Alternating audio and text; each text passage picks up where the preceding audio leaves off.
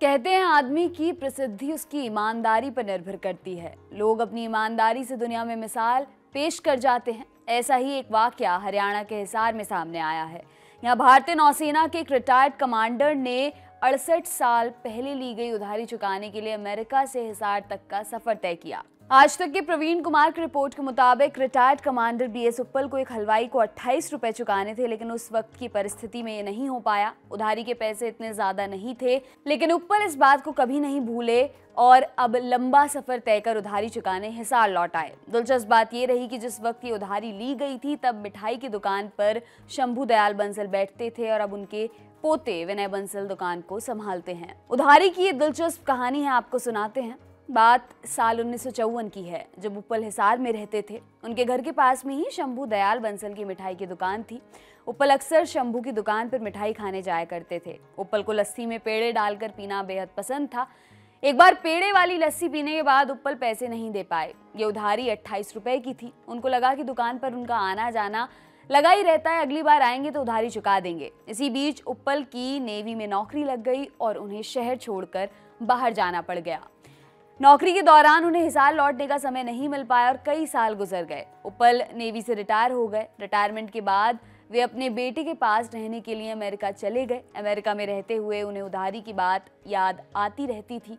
एक दिन उन्होंने हिसार वापस जाकर हलवाई की उधारी चुकाने का मन बना लिया और 85 साल की उम्र में उधारी लौटाने चले आए। उप्पल दुकान पर पहुंचकर 28 रुपए के बदले 10,000 रुपए चुकाने लगे। विनय ने इतनी बड़ी रकम लेने से इनकार कर दिया, लेकिन उप्पल के आग्रह करने पर विनय ने पैसे स्वीकार कर लिए। उप्पल ने पैसे लौटाते हुए विनय से कहा, आपकी दुकान पर मैं दही की लस्सी में पेड़े डालकर पीता था, जिसके 28 रुपए मुझे देने थे।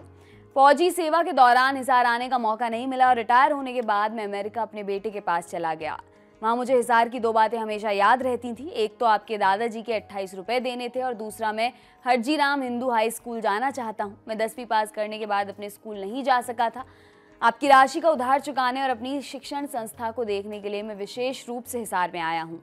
मेरे सिर पर आपकी दुकान का ऋण बकाया है। इसे ऋण से मुक्त करने के लिए कृपया यह राशि स्वीकार कर लो। मैं अमेरिका से विशेष रूप से इसी कार्य के लिए आया हूँ। हालांकि जब उप्पल अपने स्कूल पहुंचे तो वो बंद मिला, जिसके बाद उन्हें निराश लौटना पड़ा। अब आपको बीएस उप्पल के बारे में भी थोड़ा बता देते हैं। बीएस उप्पल जब नेवी में कमांडर थे, उस वक्त भारत पाकिस्तान के बीच युद्ध चल रहा था। उप्पल की ड्यूटी एक पनडुब्बी में लगाई गई। इस दौरान उनका सामना एक पाकिस्तानी जहाज से हो गया। उप्पल ने बहादुरी दिखाते हुए उस जहाज को गिरा दिया और अपने सभी साथियों को सुरक्षित वापस ले आए थे। इस बहादुरी के लिए भारतीय सेना ने उन्हें बहादुरी के नौसेना पुरस्कार से सम्मानित किया था। आपके लिए ये खबर लिखी हमारे साथी दीपेंद्र ने। मेरा नाम है दिव्यांशी। देखते रहिए दी लल्लन टॉप। शुक्रिया।